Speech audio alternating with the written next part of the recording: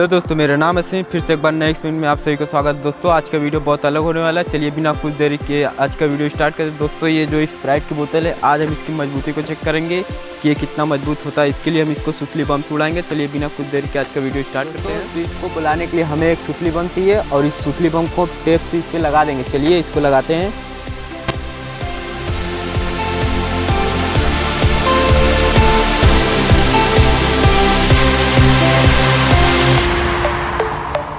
दोस्तों इसको जलाते हैं।